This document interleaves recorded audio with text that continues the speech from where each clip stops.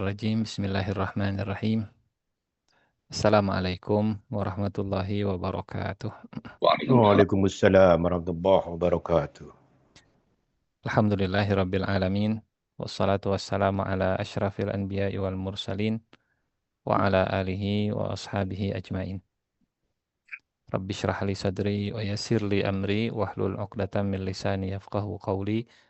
Allahumma la sahla illa ma ja'altahu sahla wa anta taj'alul hazna idza syi'ta sahla. Allahumma la ilma lana illa ma 'allamtana innaka antal alimul hakim.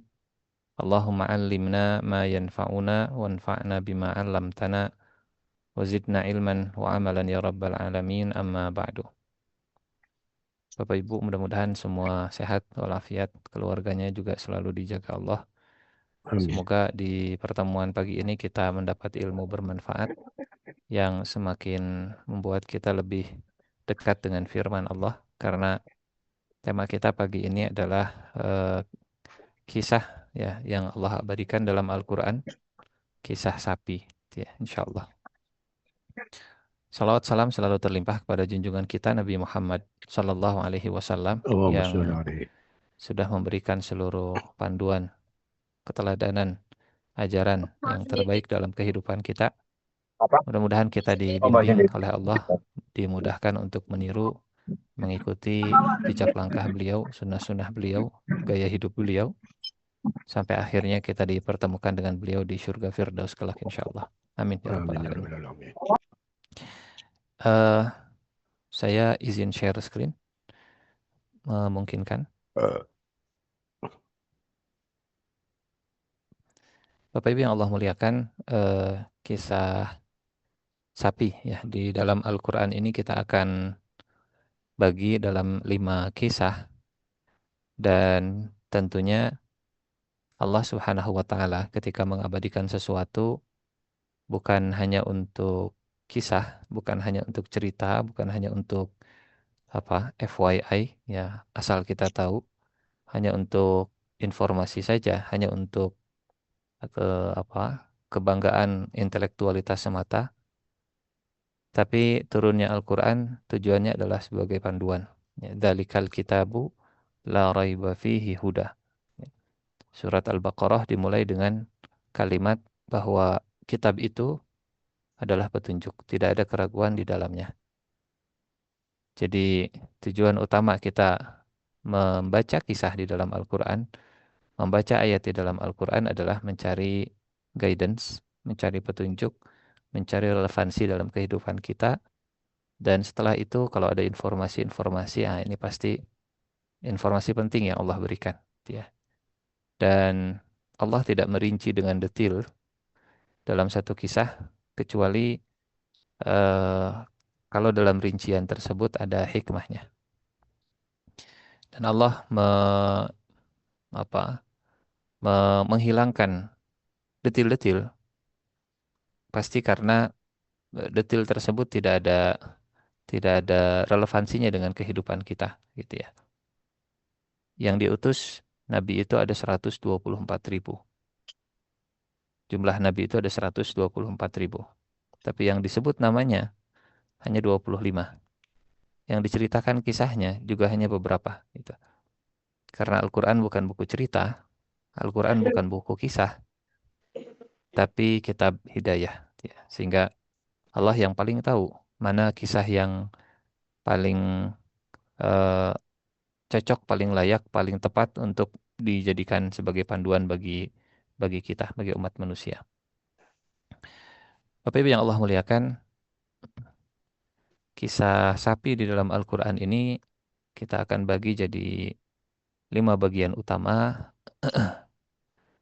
Yang pertama, nah ini, kisah sapi dan rendah diri kronis ya.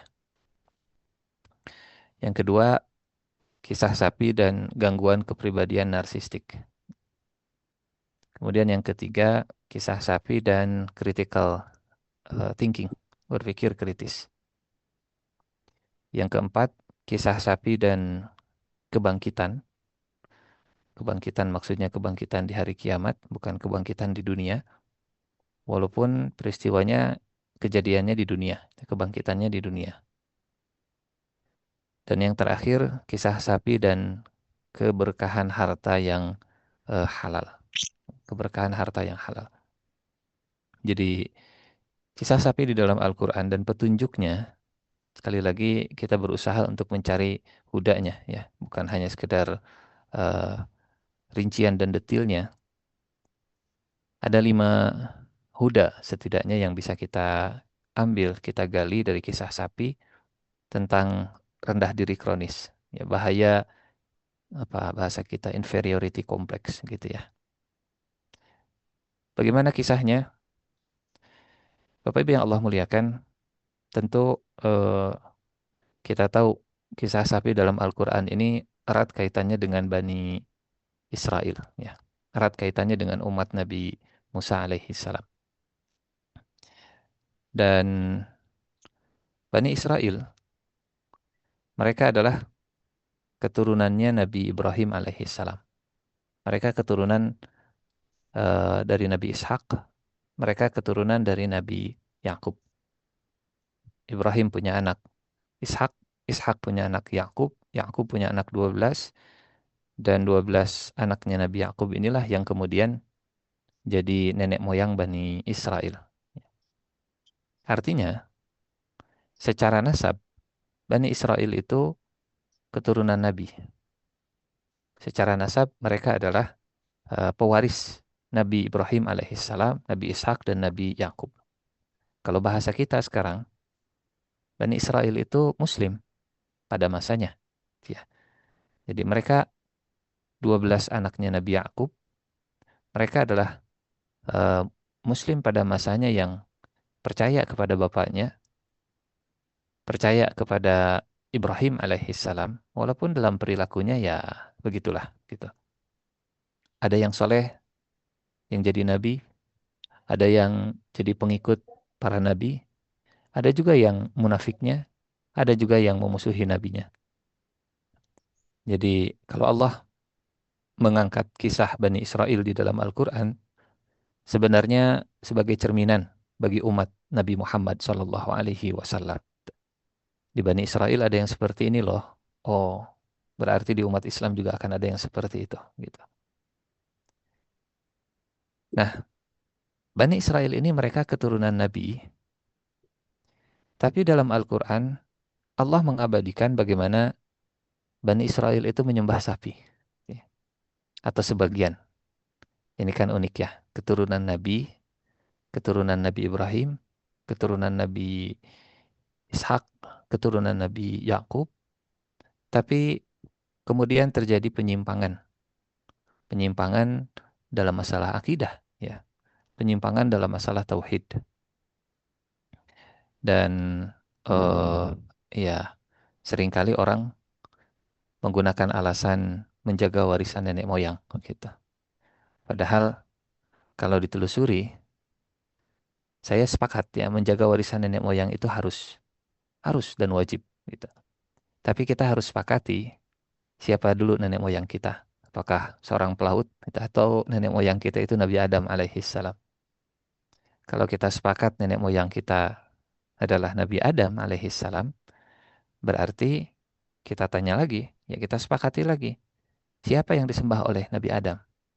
Apakah batu atau pohon atau kuburan atau Nyi Roro Kidul itu, atau siapa yang disembah oleh Nabi Adam? Kita sepakati bahwa saya sepakat bahwa menjaga warisan nenek moyang itu harus gitu. Tapi nenek moyang yang mana? Kalau nenek moyangnya adalah Nabi Adam, sepakat gitu bahwa manusia pertama di alam semesta ini adalah Nabi Adam alaihi salam. Nah, itulah yang akan kita pegang. Maka yang tidak menyembah Allah, yang tidak mengesahkan Allah, yang tidak menundukkan dan menyerahkan dirinya kepada Allah, sebetulnya yang menyimpang dari ajaran nenek moyang gitu. Nah, Bani Israel, mereka keturunan Nabi Ibrahim alaihi salam. Walaupun mungkin nanti, tapi kan bapaknya Nabi Ibrahim menyembah berhala. Oh, gitu ya. Makanya kita terus yang original, yang paling awal nenek moyang kita itu adalah Nabi Adam alaihi salam. Nah, Eh, apa yang menyebabkan Bani Israel ya sebagai Muslim pada masanya, maaf, sebagai keturunan Nabi Yakub pada masanya, kemudian menyembah sapi. Dan sejak kapan Bani Israel menyembah sapi? Ini juga penting. Ya. Bapak Ibu, ternyata Bani Israel mulai menyembah sapi itu sejak mereka tinggal di Mesir.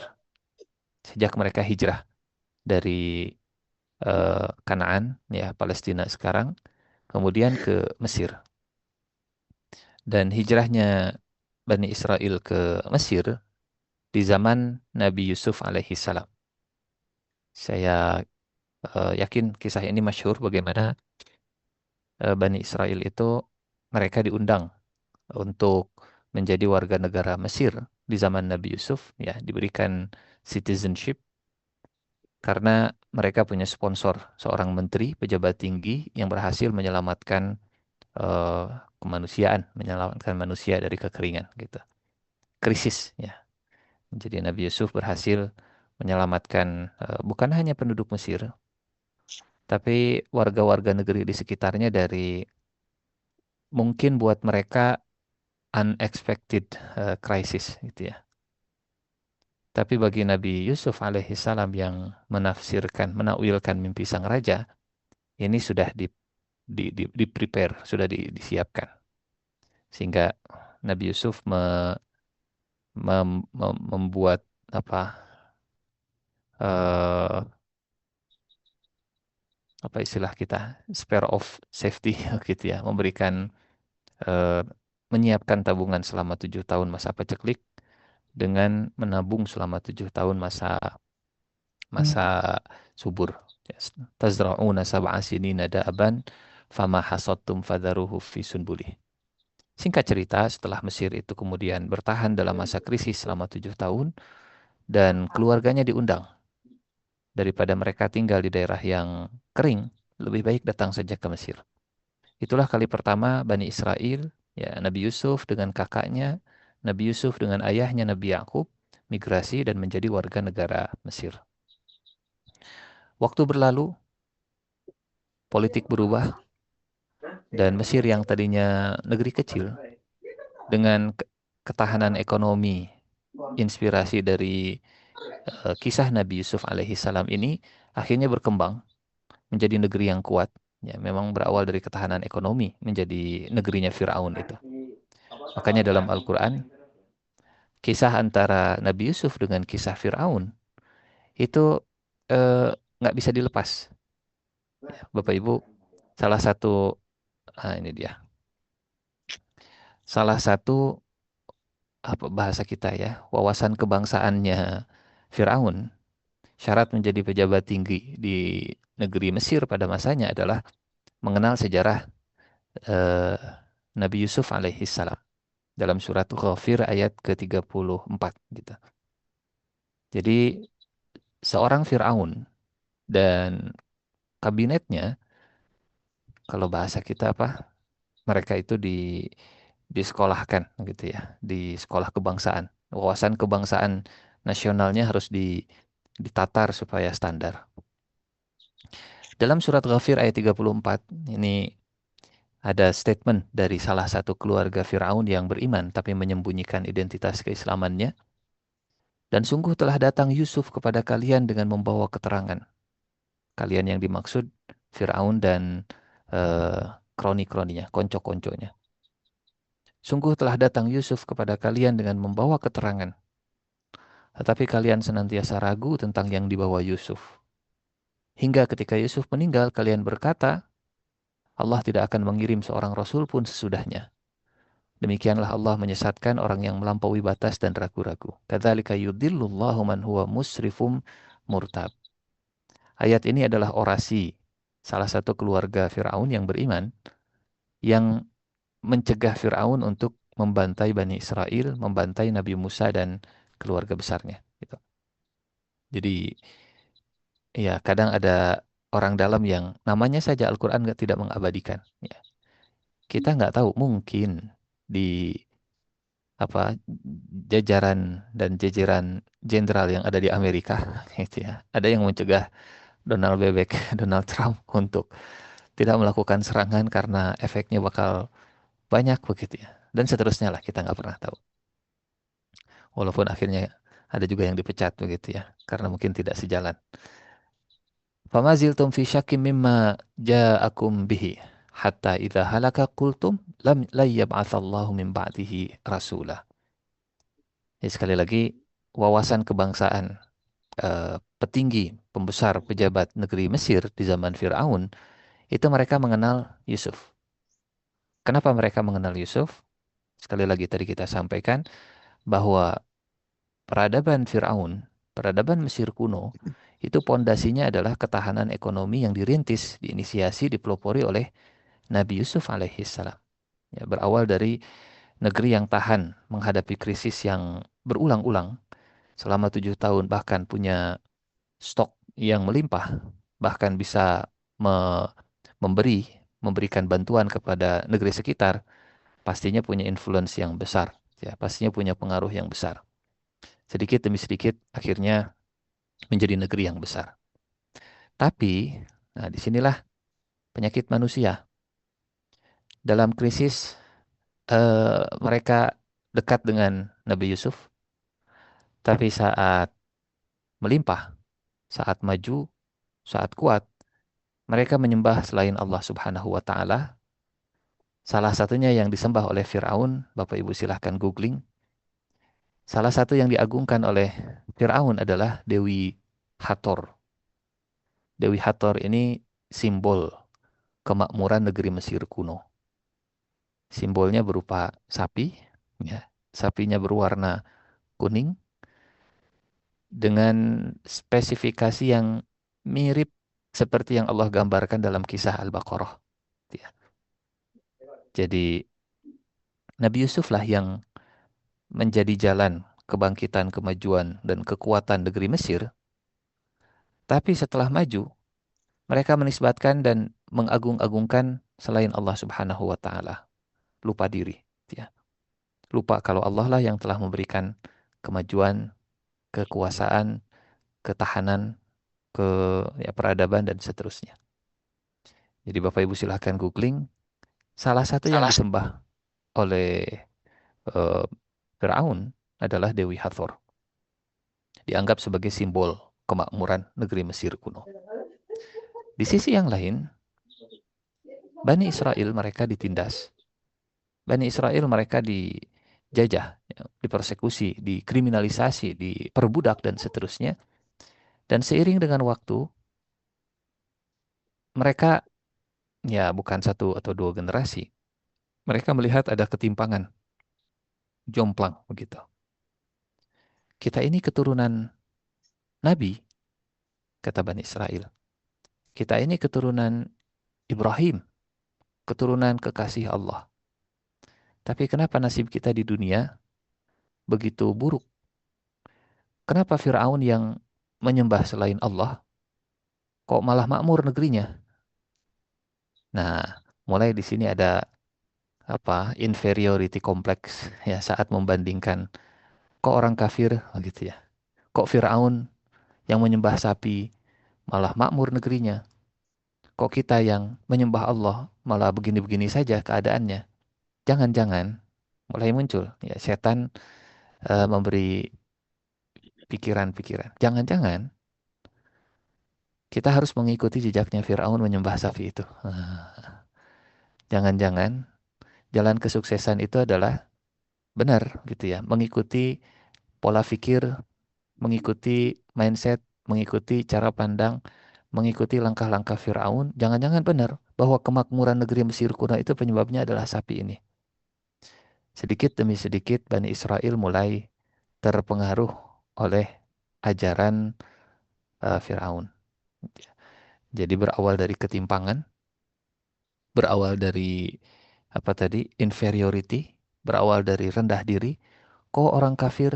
Jangan-jangan kita ada yang salah dengan mindset kita terhadap dunia. Gitu. Jangan-jangan memang yang memberikan rizki itu adalah apa? Dewi Hathor. Gitu.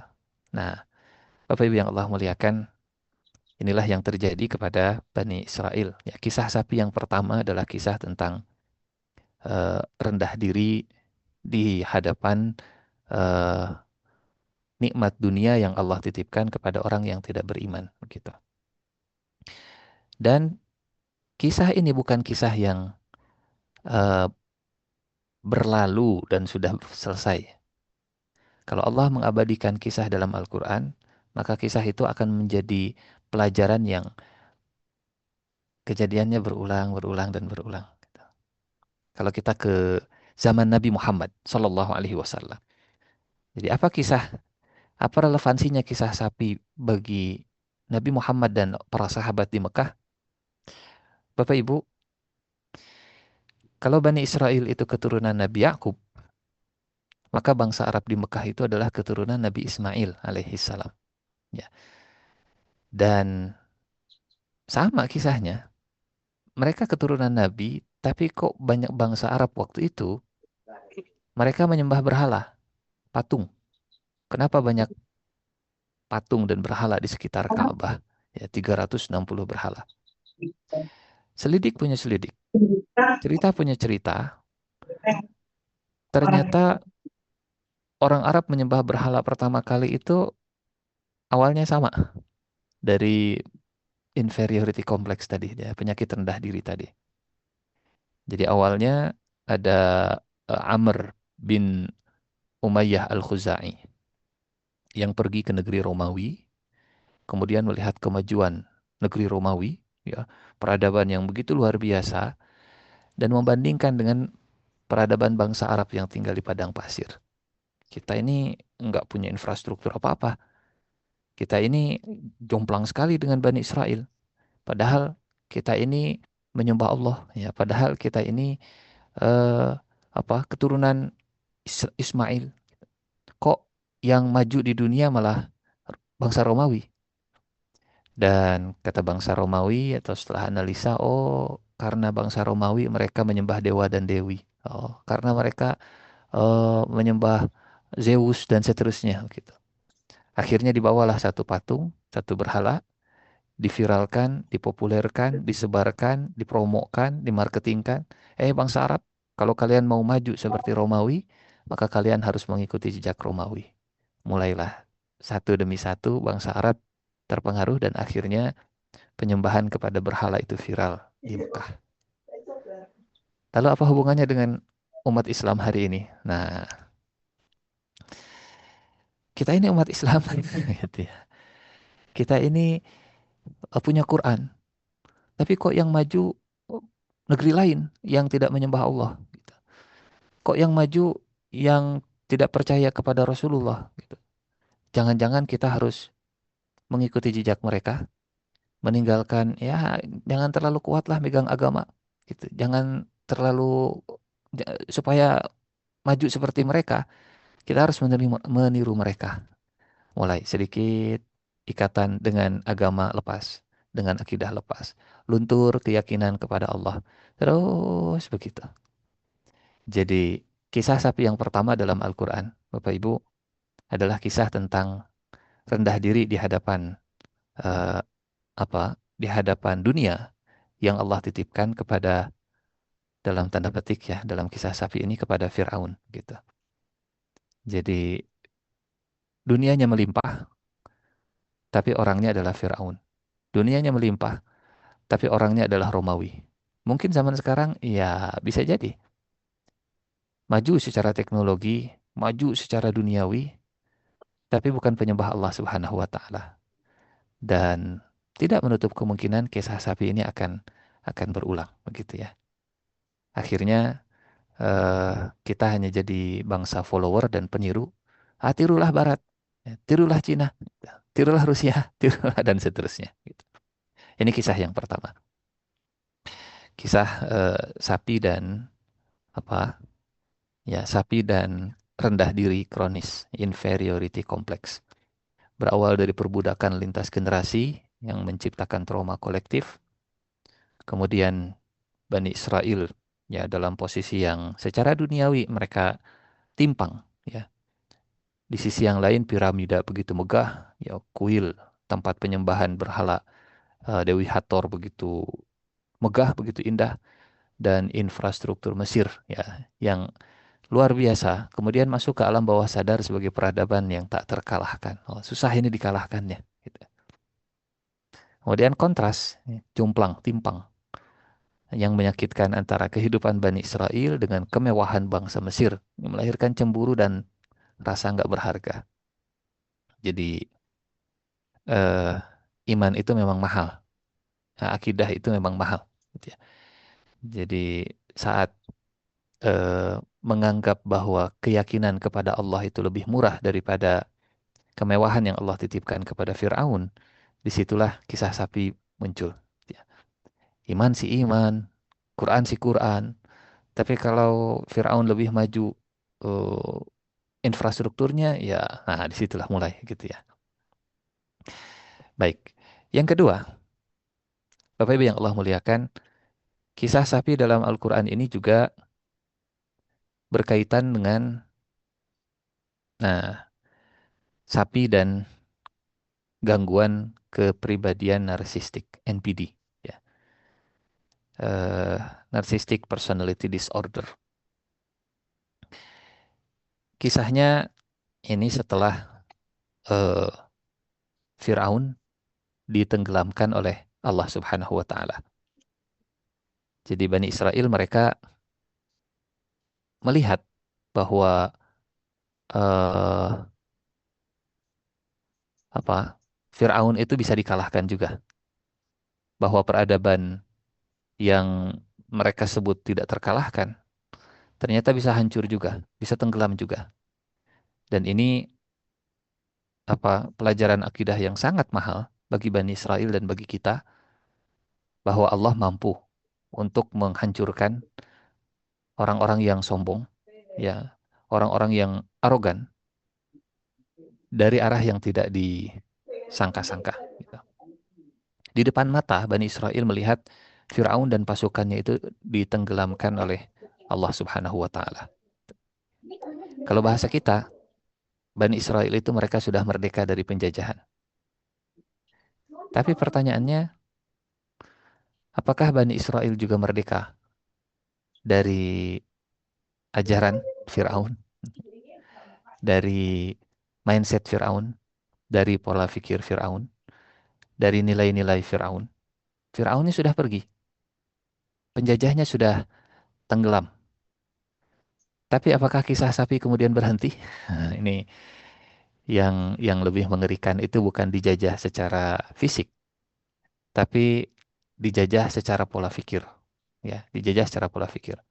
Kisah sapi yang kedua adalah kisah sapi bahwa penjajahan pemikiran itu lebih berbahaya daripada penjajahan, walaupun dua-duanya bahaya, gitu ya.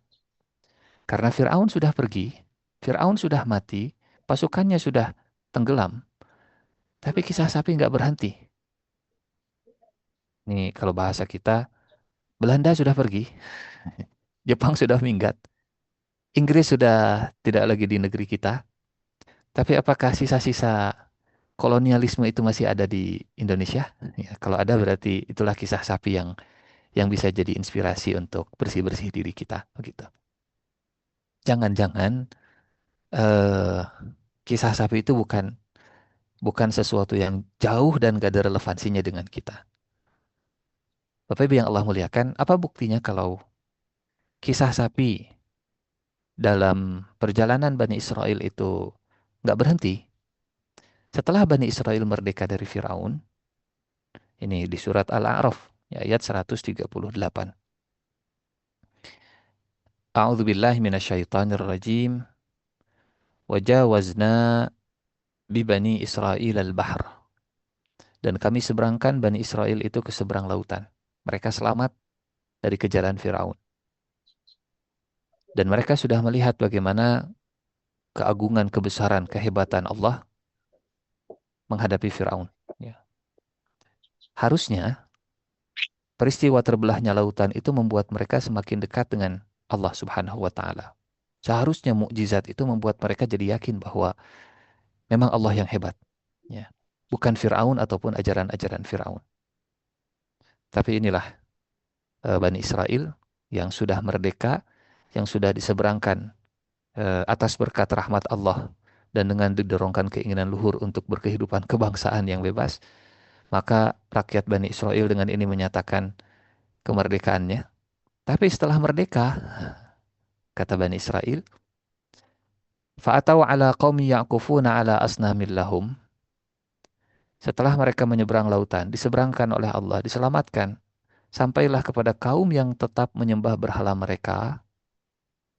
Qalu. Bani Israel kemudian berkata kepada Nabi Musa, Ya Musa, ij'al lana ilahan kama lahum alihah. Kami juga dong pengen punya Tuhan yang kelihatan seperti mereka. Kami juga dong pengen punya Tuhan yang bisa dilihat, diraba dan diterawang seperti mereka. Ya. Mereka enak Tuhannya itu wujud nyata. Tuhan kami ya walaupun kelihatan perbuatannya tapi nggak kelihatan zatnya. Ij'al lana ilahan kama lahum alihah. Qala innakum qaumun tajhalun. Kata Nabi Musa, kalian orang-orang jahil ya. Baru saja kalian selamat dan kalian melihat kekuatan kebesaran Allah. Baru saja kalian dimerdekakan oleh Allah. Tapi sekarang kalian kembali menyembah selain Allah. Nah, ini cikal bakal, ini bukti bahwa ternyata penjajahan yang paling berbahaya adalah penjajahan pemikiran. Ya. Perang pemikiran itu yang jauh lebih berbahaya. Qala innakum qaumun tajhalun. Sudah merdeka, tapi masih belum menyembah Allah Subhanahu wa taala. Padahal merdekanya atas berkat rahmat Allah yang Maha Kuasa. Atas berkat rahmat Allah yang Maha Kuasa. Tapi setelah merdeka, tidak semakin mendekat kepada rahmat Allah yang Maha Kuasa. Gitu. Bapak Ibu yang Allah muliakan, dan berlanjutlah kisah sapi ini. Ya, setelah mereka merdeka dari Fir'aun, Samiri. Samiri melestarikan warisan penjajah. Samiri membuat sapi, walaupun sapinya nggak sebesar nggak sebesar eh, Fir'aun, sehingga Allah menyebutnya ijlan. Gitu. Ijlan itu anak sapi, kalf, ya miniaturnya. Jadi gedenya nggak segede piramida, tapi ya piramidaan lah kata orang Sunda, gitu ya. Sapinya nggak sebesar, disebutnya bukan bakor, tapi ijel. Gitu. Kalau bakoroh itu sapinya, kalau ijel anak sapi, miniaturnya. Fa'akhraja lahum ijlan jasadan lahu khuwar. Kemudian Samiri mengumpulkan emas. Ya, ceritanya kalau dilihat di surat Toha atau di surat Asy-Syu'ara, Samiri mengeluarkan emas, mengambil semua emas Bani Israel, kemudian diolah, kemudian dibuat, dan dibuat patungnya. Kata Samiri, ya kalau bahasa kita sekarang, Samiri membuat konten, diposting di medsosnya, ya Samiri official centang biru, kemudian live streaming. Kata Samiri, Hadza ilahukum wa ilahu Musa. Inilah Tuhan kalian dan inilah Tuhannya Musa. Tetapi Musa sudah lupa. Eh, Statement ini menunjukkan bahwa Bani Israel mereka masih terjajah pemikirannya oleh warisan Firaun. Ya. Hadza ilahukum. Anak sapi ini adalah Tuhan kalian, begitu. Anak sapi ini adalah Tuhan kalian. Bapak Ibu yang saya muliakan, ada pertanyaan penting. Kenapa Samiri begitu berani dan Bani Israel begitu berani menyebut bahwa Ijel, patung sapi ini, patung anak sapi ini adalah Tuhannya Musa. Ini kurang ajar ya. Tapi kok bisa seberani itu? Inta, terus apaan deh Inta? Ternyata ya kalau kita lihat kronologinya, Samiri itu membuat patung sapi saat Nabi Musa belum kembali. Jadi Nabi Musa minta izin pamit ke Bani Israel selama 30 hari pergi ke Bukit Tursina untuk menerima wahyu dari Allah Subhanahu wa taala. Dan setelah 30 hari ternyata ada perpanjangan waktu ya, ditambah 10 hari atau ditambah 10 malam. Nah, 10 malam ini yang tidak terkomunikasikan kepada Bani Israel karena memang Allah ingin menguji Bani Israel. Kalau zaman dulu sudah ada WA mungkin mudah begitu ya. Video call Nabi Musa dari Bukit Tursina. Mohon maaf, saya agak terlambat pulangnya. Tolong kalian tetap sabar menunggu saya pulang. Tapi karena ya, Allah juga tidak menyampaikan kepada Nabi Harun. Nabi Harun itu yang incas memimpin Bani Israel semasa Nabi Musanya pergi. Sehingga Bani Israel mereka galau. Gak ada Nabi Musa, bingung. Dan Bani Israel menganggap ya Harun itu leadershipnya nggak seperti Nabi Musa gitu. Nabi Musa punya tongkat, Harun nggak. Nabi Musa pernah tinggal di istana Firaun, Harun nggak. Dibanding-banding terus oleh Bani Israel. Menurut mereka kepemimpinan Nabi Harun itu lemah menurut Bani Israel. Nah, di 10 hari terakhir inilah di masa kekosongan kepemimpinan kalau bahasa kita, eh, Samiri memanfaatkan kekacauan. Sehingga Samiri ingin kalau Nabi Musa nggak pulang, kalau Harun itu nggak muncul, kalau Harun itu nggak bisa mengendalikan Bani Israel, mungkin Samiri bisa menjadi alternatif pemimpin. Dan Samiri punya kemampuan memahat. Ya. Kalau bahasa kita, Samiri itu adalah seorang seniman yang narsis ingin tampil dan memanfaatkan kebodohan Bani Israel, memanfaatkan ikatan emosional Bani Israel dengan warisan penjajah. Sehingga konten-konten yang dibuat oleh Samiri bukan konten yang edukatif, tapi konten yang memanfaatkan kebodohan dan materialismenya mereka gitu. Maka Samiri mengeluarkan untuk Bani Israel anak lembu dari emas yang bisa bersuara dan Samiri mengatakan, "Inilah Tuhanmu."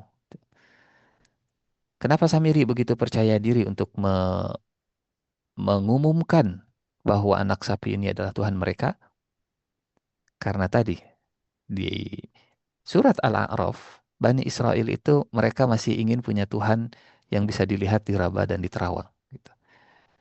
Jadi kebodohan Bani Israel dimanfaatkan oleh Samiri untuk mendapatkan nama dan popularitas. Bukan membuat konten yang edukatif, tapi malah berselancar di atas ombak gitu ya. Bukan malah mendidik, tapi malah memanfaatkan kebodohan Bani Israel. Ingin tampil, ingin muncul, tapi dengan me- melestarikan kebodohan Bani Israel. Hadza ilahukum. Inilah Tuhan kalian yang kemarin kalian inginkan kepada Nabi Musa gitu. Eh wa ilahu Musa, dan inilah Tuhannya Musa. Fanasi. Jadi kata Samiri, Musa itu ngapain jauh-jauh ke Bukit Tursina? Tuhannya ada di sini. Ini kurang ajar Samiri. Gitu ya. Tapi inilah kisah yang kedua. Kisah sapi yang kedua dalam Al-Quran adalah kisah sapi dan narcissistic personality disorder.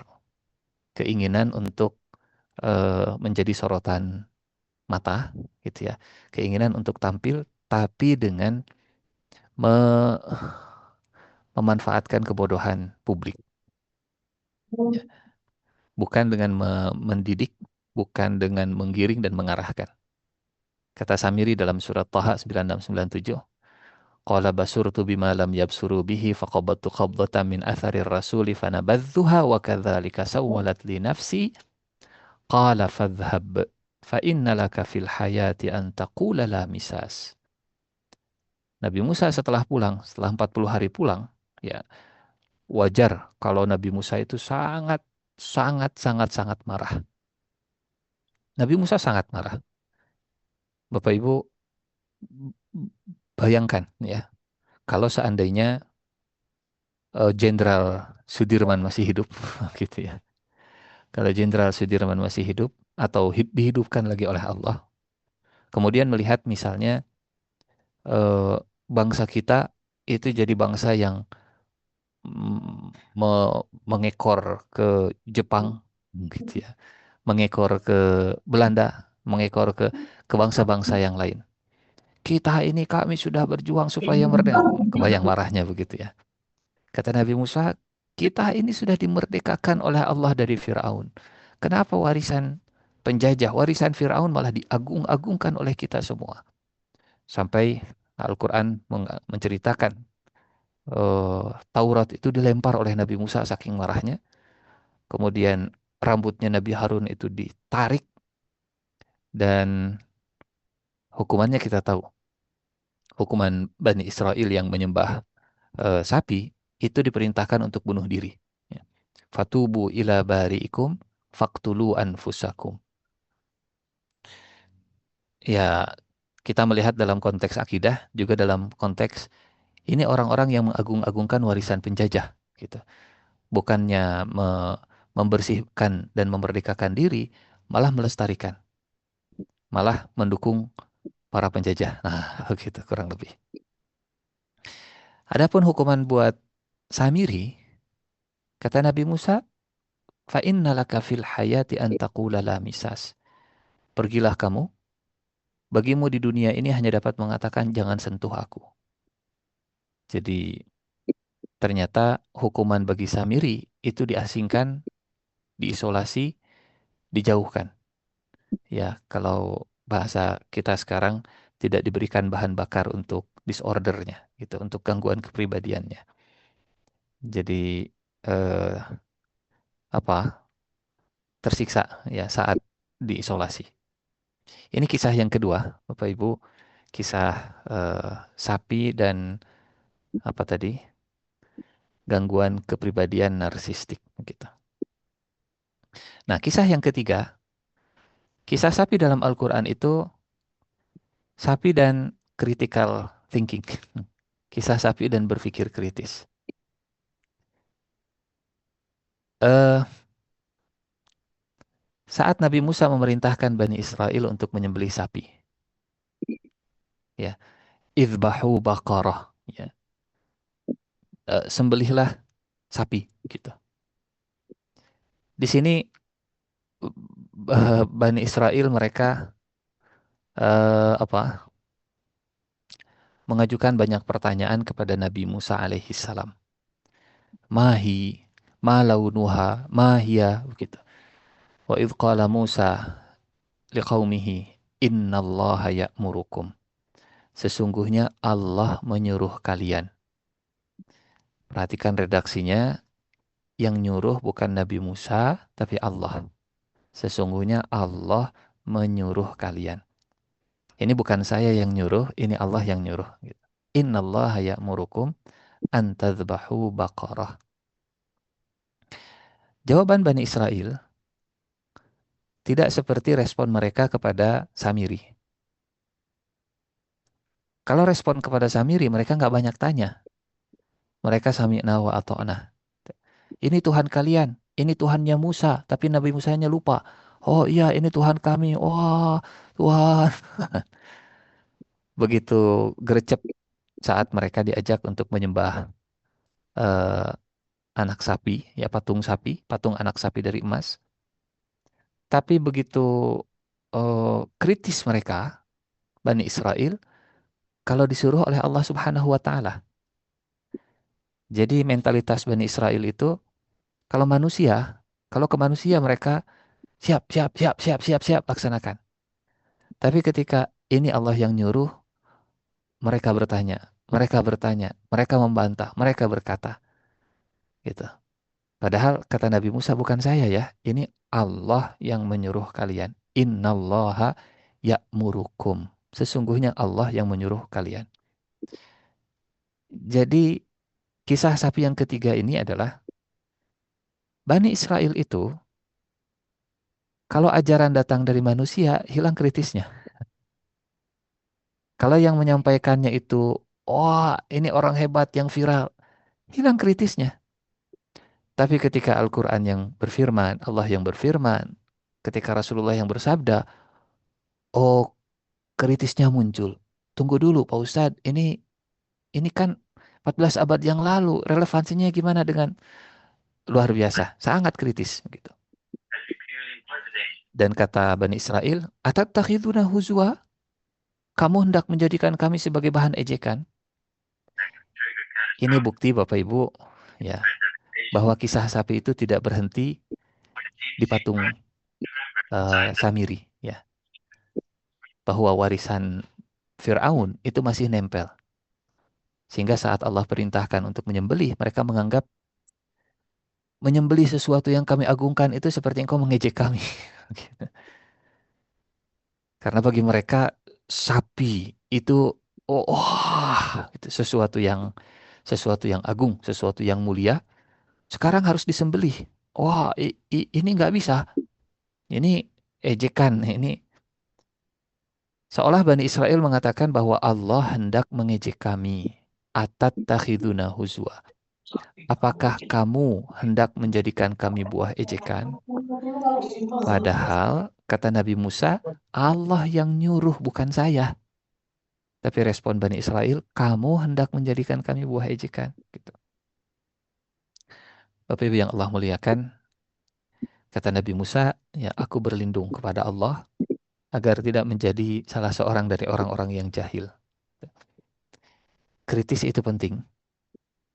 Tapi pastikan bahwa kritis kita ya bukan mengkritisi firman Allah Subhanahu wa taala.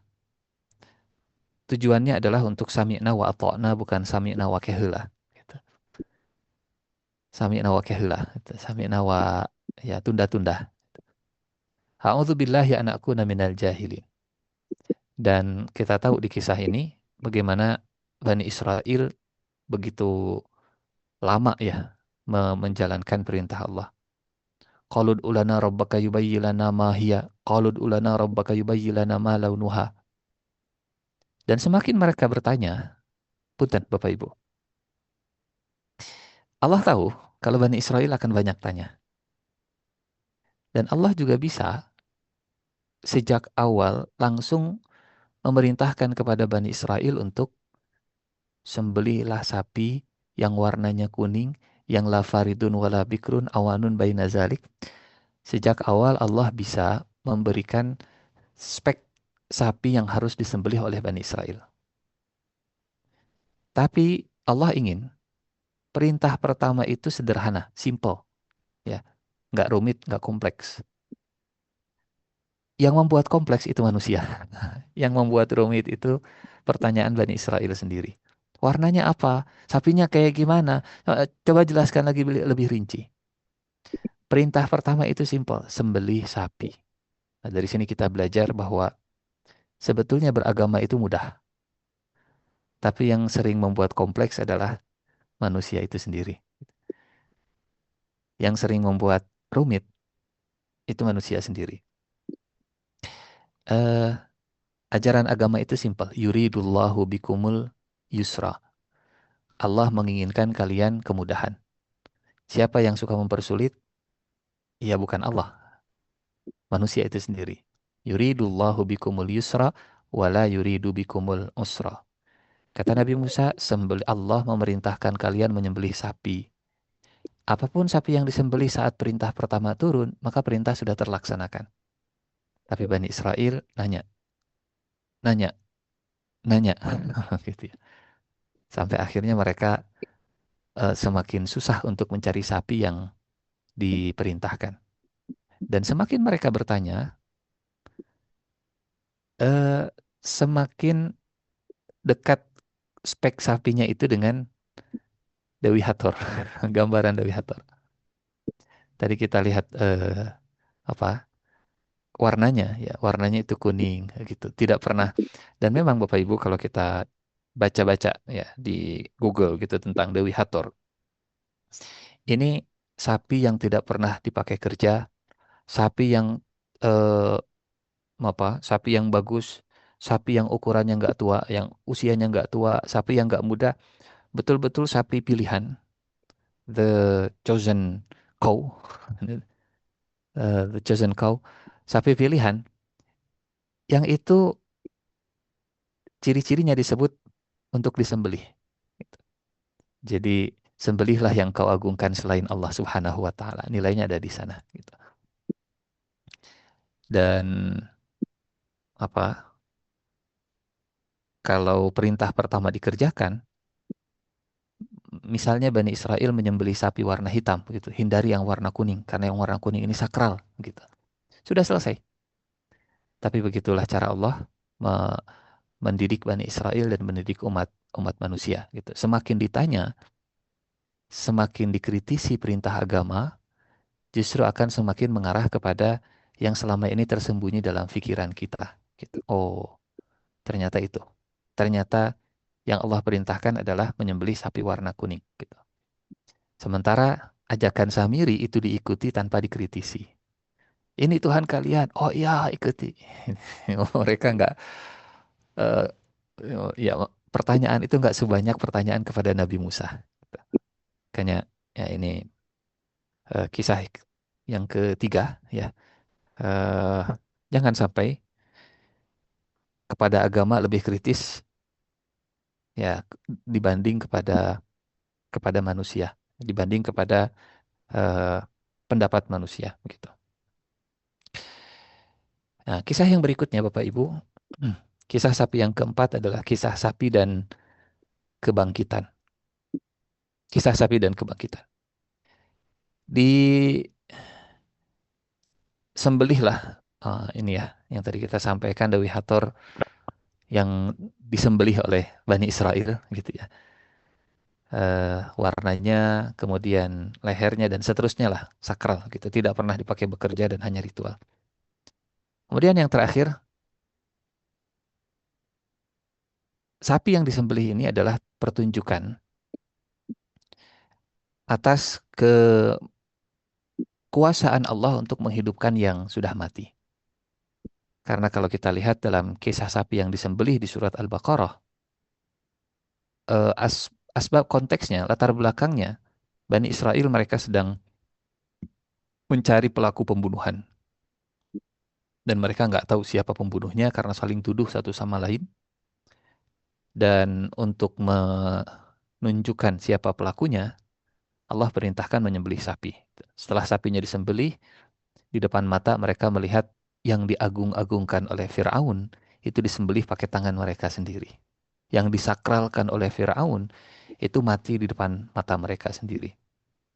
Kemudian setelah itu, wa idh qataltum nafsan faddaratum fiha wallahu mukhrijum ma kuntum taktumun faqul nadribuhu bi ba'dihha kadzalika yuhyillahul mauta wa yuriikum ayatihi la'allakum taqilun. Allah perintahkan supaya sebagian dari anggota tubuh sapi itu, ya ada yang mengatakan lidahnya, itu, lidah sapinya dipotong, kemudian dipukul ke mayat, ke jenazah, ke korban pembunuhan. Dan saat lidahnya dipukul, lidah sapi dipukul ke korban, korbannya hidup lagi. Di depan mata Bani Israel mereka melihat orang yang berlumuran darah terluka, bangun, hidup lagi, dan bilang, cerita, saya ini mati dibunuh oleh keponakan saya. Dia yang sudah membunuh saya. Gitu. Dan ini pertunjukan kekuasaan Allah Subhanahu wa Ta'ala. Ya. Di satu sisi, Allah tuh luar biasa kalau mengajarkan sesuatu ya. Di satu sisi, sapi mati di tangan Bani Israel. Di sisi yang lain, orang yang mati dihidupkan oleh Allah Subhanahu wa Ta'ala. Jadi, kalau Bani Israel masih menyembah sapi, sapi itu sekarang sudah mati dan nggak bisa hidup lagi kalau sudah mati. Tapi Allah nggak akan mati, jadi tidak ada kematian Tuhan. Ya, Tuhan tidak bisa mati dan Allah justru yang bisa menghidupkan yang sudah mati. Kadzalika yuhyillahul mauta wa yuriikum ayatihi la'allakum taqilun. Supaya Bani Israel mereka yakin bahwa hari kebangkitan itu nyata dan Allah bisa menghidupkan yang sudah mati yang sudah terbunuh, ya di dunia Allah bisa menghidupkan, di akhirat juga Allah lebih mudah untuk menghidupkan. Jadi kisah sapi yang keempat, ini kisah tentang kebangkitan, kisah tentang kehidupan lagi. Ya. Jadi kalau nanti kita Idul Adha melihat sapi, nah, 5 ini yang harus kita ingat, gitu ya. Dan yang terakhir, Bapak Ibu, kisah sapi itu tentang keberkahan harta yang halal. Memang kalau ini tidak diceritakan dalam Quran, tapi ini kita bisa temukan dalam tafsirnya. Dari mana Bani Israel menemukan eh, ya dari mana Bani Israel itu menemukan sapi emas, ya. Ternyata dalam tafsir diceritakan bahwa sapi emas itu didapat dari seorang anak yang mendapat warisan dari bapaknya berupa sapi tersebut. Dan bapaknya sosok yang sangat menjaga kehalalan harta. Gitu. Warisan satu-satunya adalah sapi tersebut. Bani Israel nyari, ketemu. Ya. Bukan sapi merah, tapi sapi kuning. Gitu. Pas ketemu mereka, Bani Israel ini minta, tolong jual sapi ini untuk kami. Kata si anak ini, enggak. Ini warisan satu-satunya dari ayah kami. Tolonglah jual, kami siap untuk membayar berapapun harganya. Ya kalau begitu tawarannya, ya bargaining position si anak ini tinggi sekarang. Kalau begitu, tolong berikan saya emas seberat bobot sapi tersebut. Kalau sapinya 500 kilo, kasih saya 500 kilo. Kalau emasnya 1 ton, sapi limosin, kasih saya 1 ton emas. Gitu. Dan akhirnya Bani Israel mereka mengumpulkan emas untuk memberikan untuk ditukar dengan sapi emas tersebut. Jadi bagi anak tadi, dia mendapatkan harta yang melimpah. Warisan dari bapaknya berupa sapi ternyata bisa menjadi eh, emas sebanyak berat sapinya. Jadi harta kalau halal, Allah punya banyak cara untuk memberkahi. Harta kalau sudah halal, Allah punya banyak cara untuk melimpahkan. Mungkin mewarisinya hanya sapi, tapi karena halal, sapinya bisa jadi emas gitu. Di sisi yang lain, Bani Israel kemarin mengumpulkan emas untuk jadi patung sapi. Maka sebagai kafaratnya, sebagai pembersih atas harta yang dikeluarkan untuk patung sapi, mereka harus mengeluarkan emasnya untuk membeli sapi. Jadi dibersihkan harta untuk patung sapi dengan harta yang dikeluarkan untuk membeli sapi. Gitu. Jadi kisah sapi yang terakhir adalah sapi dan keberkahan harta yang halal. Bapak Ibu, inilah kisah sapi dalam Al-Quran ya. Sapi dan rendah diri kronis, sapi dan gangguan kepribadian narsistik, sapi dan berpikir kritis, sapi dan kebangkitan, terakhir sapi dan keberkahan harta halal. Inilah kurang lebih Al-Baqarah gitu ya. Kenapa Allah memberi nama surat Al-Baqarah. Wallahu a'lam bishawab. Semoga bermanfaat. Saya kembalikan ke moderator. Assalamualaikum warahmatullahi wabarakatuh. Waalaikumsalam warahmatullahi wabarakatuh. Menarik sekali ya cerita, ternyata kalau dirangkai dengan bagus ini kita baru paham bahwa sapi itu di Al-Quran ada di beberapa surat, di berbagai ayat juga. Baik teman-teman semua, barangkali ada yang mau bertanya, boleh silahkan tentang sapi ini terutama.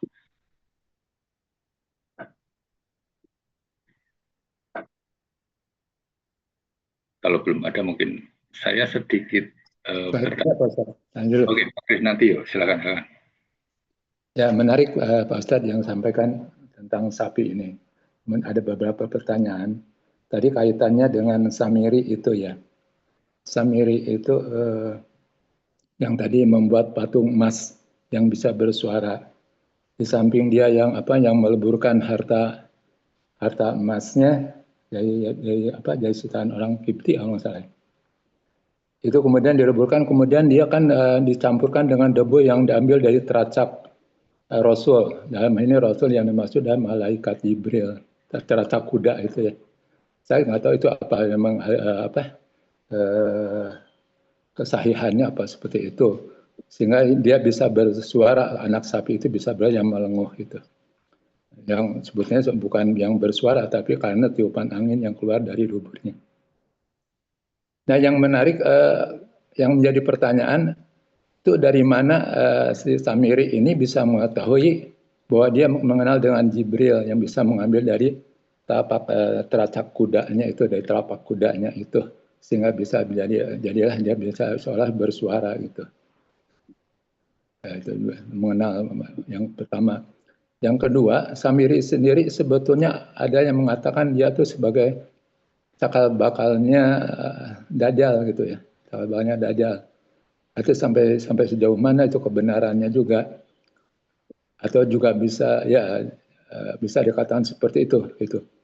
Karena salah satu yang saya baca itu, Samiri itu kan tidak jelas kematiannya, seolah dia itu sampai diperpanjang lah umurnya seperti itu sampai dengan hari kiamat. Yang yang atau sementara itu dulu Pak Ustaz. Terima kasih. Mohon jawaban. Ya, langsung aja Ustaz. Baik, bismillahirrahmanirrahim. Jadi kisah tentang Samiri kita bisa lihat dalam surat Thaha ya, ayat 95, 96, 97. Di ayat 96 ini memang tafsirnya pertama ada yang mengatakan Samiri melihat Jibril gitu. Kemudian kaki kudanya Jibril menginjak tanah dan tanahnya jadi subur gitu. Tapi saya secara pribadi lebih cenderung ke penafsiran yang dimaksud oleh Samiri dengan kata-katanya ini adalah tadi yang kita sampaikan, atharir Rasul, jejak Rasul yang dimaksud adalah jejaknya Nabi Musa alaihi salam. Maksudnya, kalau Nabi Musa bisa memimpin Bani Israel dengan ajaran agama, Samiri juga ingin menjadi pemimpin agama, gitu ya. Jadi qabdatan min atharir Rasul fanabadtuha. Aku mengambil segenggam dari jejak Rasul, lalu aku melemparkannya. Jejak Rasul yang dimaksud adalah Nabi Musa alaihissalam, ar-Rasulnya. Jadi ajarannya itu diambil sebagian, ada sisa dari ajaran Rasulnya, tapi kemudian dicampur adukan dengan agama yang dibuat oleh Samiri itu sendiri. Bahasa kita sekarang, Samiri ingin jadi pemimpin agama, tapi nggak ingin mengikuti jejaknya Nabi Musa seutuhnya. Sehingga yang diambil cuma segenggam, yang diambil cuma sedikit. Jadi dicampur adukan antara agamanya Samiri, ya buatan agama Samiri dengan sisa-sisa agama atau sebagian dari cara Nabi Musa ketika memimpin Bani Israel, gitu. Jadi ya saya secara pribadi walaupun tidak menutup ada pendapat tafsir seperti tadi bahwa Samiri melihat Jibril, kemudian kaki kudanya Jibril itu kemudian muncul tanah subur, diambil tanahnya, dilemparkan, dicampur, itu juga ada. Tapi Al-Quran itu kalau bercerita tujuannya sebagai huda, sebagai guidance, sebagai panduan begitu. Nah, sejauh yang saya pahami, saya lebih mendapatkan panduan dari makna tafsir yang kedua tadi, bahwa banyak samiri-samiri modern yang ingin punya pengikut, ingin tenar, ingin populer, ingin punya followers. Dia tidak ingin disebut bukan Islam, inginnya mengaku saya Islam, tapi tidak seutuhnya Islam yang tadilah intinya akhirnya campur-campur gitu. Hadza ilahukum wa ilahu Musa. Inilah Tuhan kalian dan Tuhannya Musa gitu. Tapi Musanya lupa. Ini kan statement yang mengerikan ya dalam masalah agama, bahwa ini masih Islam, tapi kita memodifikasi supaya Islamnya itu selaras dengan perkembangan zaman. Dan saya akan membimbing memimpin kalian. Gitu. Sehingga aku mengambil segenggam dari jejak Rasul, lalu aku melemparkannya. Ini ada ajaran Islamnya, tapi kemudian di ya di otak-atik dimodifikasi sedemikian rupa. Wa kadzalika sawwalat li nafsi, dan demikianlah nafsuku membujukku gitu. Wallahu alam bishawab. Ini terkait pertanyaan yang pertama ya. Jadi berangkat dari perbedaan dalam cara pendekatan dalam penafsirannya yang berbeda begitu.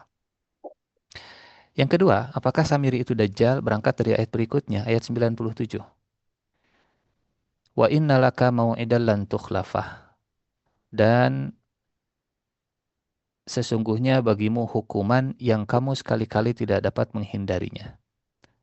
Kamu akan ada janji dari Allah untukmu yang tidak bisa kamu hindari. Lan tukhlafah. Sama seperti tadi, pendekatan penafsirannya kemudian ada yang mengatakan inilah Dajjal, begitu ya. Bahwa Samiri itu adalah Dajjal. Mau'idan, janji, lan tukhlafah yang tidak bisa dihindari. Tapi penafsiran yang lain, mau'idan lan tukhlafah itu bukan di dunia, tapi nanti di akhirat gitu. Dan apakah Samiri itu Dajjal? Ya. Wallahu a'lam bishawab. Saya secara pribadi cenderung tidak. Walaupun tadi penafsiran bahwa Samiri itu Dajjal juga ada, begitu ya. Kenapa? Karena yang bisa menghadapi Dajjal, kalau Nabi Musa ini bisa mengendalikan Samiri, tapi yang bisa menghadapi Dajjal itu nanti Nabi Isa alaihi salam, gitu. Nabi Isa alaihi salam. Seperti itu mungkin ya, perbedaan pendekatan dalam penafsiran ayat Al-Quran memang hal yang biasa terjadi di kalangan para ulama. Silahkan kita lebih itminan, lebih cenderung kemana, maka yang jelas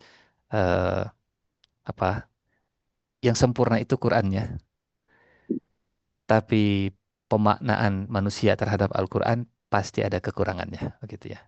Yang sempurna adalah ayat Qurannya. Wallahu a'lam bishawab. Mungkin satu lagi Pak Ustaz, bahkan ya itu dalam tafsir yang sama saya baca juga di Ibnu Katsir di Al-Azim itu. Tadi yang dikatakan selain yang mengenai yang punya sapi itu Pak Ustaz. Maksudnya sapi itu kalau saya baca di Ibnu Katsir itu bukan anaknya yang mewarisi.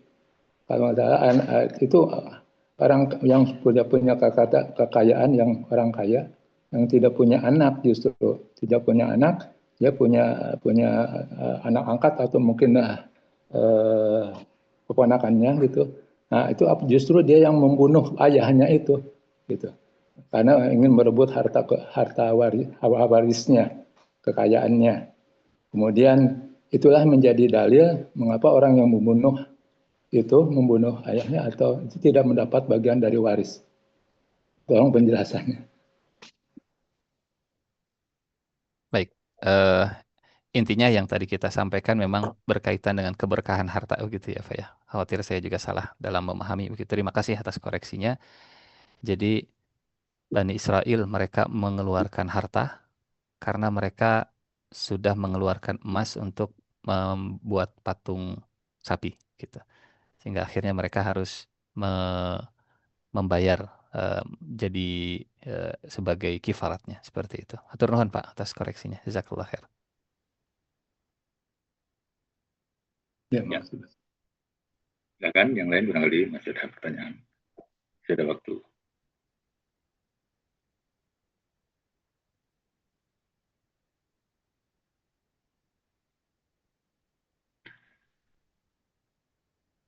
Ustadz, kalau di India itu kan mengagungkan banget namanya sapi. Hingga sapi di sana disucikan gitu Ustadz. Kalau dari sejarah apakah ada runtutan dari dulu zaman Rasul sampai dengan kira-kira kenapa di India itu terjadi seperti itu kira-kira Ustadz? Ya, kita punya keyakinan kalau Allah mengabadikan satu kejadian, pasti ada maksudnya gitu ya, pasti ada hikmahnya. Dan apa, seluruh agama, seluruh keyakinan yang ada di dunia hari ini pasti punya akar sejarah yang disinggung oleh Allah di dalam Al-Quran gitu. Cuma bagaimana cerita di India kemudian mensakralkan sapi ini, saya belum menggali lebih lebih jauh gitu. Yang jelas apakah dulu ada Bani Israel yang kemudian mengajarkan ke sana gitu ya, atau ada kesamaan bahwa Dewi Hathor lah yang menjadi simbol kemakmuran satu negeri, boleh jadi ya. Akar sejarahnya dari mengagungkan selain Allah Subhanahu wa taala. Intinya adalah eh, setan setan itu akan menghalang-halangi manusia, la'aqudanna lahum siratakal mustaqim, menjauhkan manusia dari penyembahan kepada Allah Subhanahu wa taala, apapun yang diagungkan oleh manusia. Bisa itu bintang, bisa itu pohon, bisa itu laut, gitu ya, bisa itu sapi, bahkan yang lebih mengerikan logika manusia sendiri, hawa nafsu manusia sendiri gitu. Wallahu a'lam bishawab. Wallahu a'lam bishawab. Silakan Bapak dan Bisma, kalau memang masih ada pertanyaan, masih beberapa menit, masih 13 menit barangkali ada yang mau bertanya tentang sapi.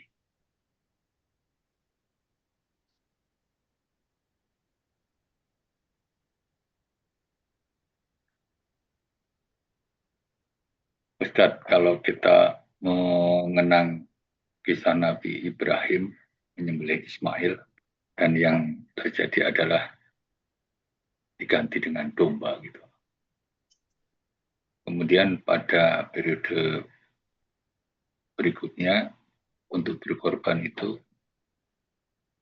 bukan hanya domba, ada unta, ada sapi, ada wedus barangkali ya, kambing ini. Bahkan saya pernah diketahui ketika berhaji, kita kena dam gitu, kemudian ada yang menyembelih unta, ada yang menyembelih sapi, domba, dan lain sebagainya. Nah, teman-teman di dalam satu maktab itu ada protes sama siapa namanya, kepalanya begitu. Kenapa kok tidak unta saja? Karena kita kan sedang ada di sedang ada di Madinah gitu, untuk damnya gitu. Kemudian dengan sederhana Ustadznya cuma bilang, tenang aja, ketika Nabi Ibrahim menyembelih Ismail itu juga yang muncul domba bukan unta gitu. Nah, tentang hal ini perkembangan berikutnya Pak Ustadz, dari domba menjadi hewan-hewan yang lain itu di hadis yang mana Pak Ustadz?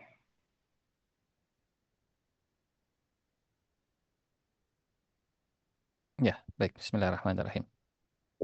Memang dalam praktiknya sendiri Rasulullah Shallallahu Alaihi Wasallam itu ketika berkurban pakai domba, gitu ya. Walaupun di zaman Nabi juga ada unta. Zaman Nabi juga ya, untuk mencari sapi, kalau mau dicari sapinya pasti ada, begitu.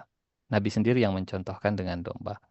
Sehingga oh saya lupa Imam Malik atau Imam Hanafi, Abu Hanifah yang mengatakan bahwa yang paling afdol itu dengan domba. Gitu. Kenapa? Karena Nabi juga memilihnya pakai domba. Gitu. Itu satu. Tapi kalau kita lihat dalam ayat Al-Quran, ya, Allah Subhanahu wa Ta'ala tidak menyebut jenisnya. Justru Allah menyebut sifatnya. Di surat As-Saffat, ya, kisah saat Nabi Ibrahim menyembelih Nabi Ismail, wa fadainahu bidzibhin azim. Dan kami tebus anak itu dengan seekor sembelihan yang besar. Dzibhin, sembelihan, azim, yang besar. Tidak disebut bikabshin, tidak disebut bibakorin, tidak disebut bijamalin. Tapi bidzibhin azim. Sifatnya yang disebut, yang besar. Sehingga nilainya adalah boleh jadi eh, domba itu lebih disukai sehingga disembelih. Gitu. Karena yang terbaik itu kan lantanalul birra hatta tunfiqu mimma tuhibbun. Puncak dari kebaikan itu, puncak dari bir itu kalau berinfak dengan apa yang kita sukai.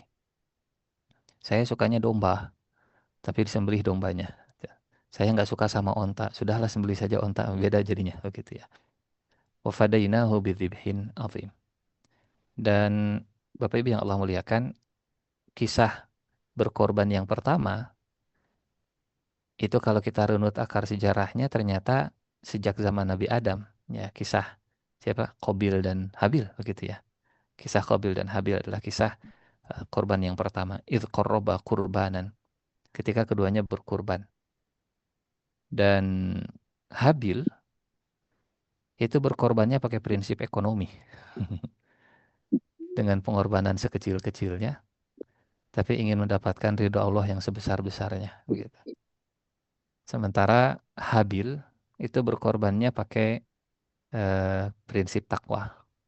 Prinsip takwa itu kalau ingin dapat ikan yang besar, maka umpannya juga harus besar. Gitu. Sementara Qabil tadi dengan pengorbanan yang paling jelek, korban yang paling buruk, tapi ingin diterima Allah. Sebaliknya dengan Habil, kalau ingin diterima Allah, maka yang terbaik. Begitu. Mungkin yang terbaik bagi kita domba, gitu ya. Yang terbaik bagi orang India adalah sapi, barangkali, begitu ya. Dan seterusnya lah. Gitu. Jadi dalam Al-Quran sendiri Allah tidak menyebut objeknya, hanya menyebut sifatnya saja. Wa fadainahu bidzibhin azim. Semakin azim, maka semakin baik kita. Wallahu a'lam bishawab. Baik teman-teman, mungkin ada yang mau bertanya lagi, silakan. Yang sudah buka mic siapa? Putri tadi kayaknya ya. Apakah mau bertanya Putri?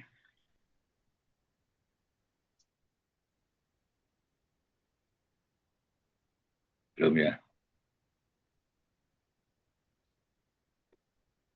Ya, saya kira waktu sudah menunjukkan 3 menit menjelang pukul 7.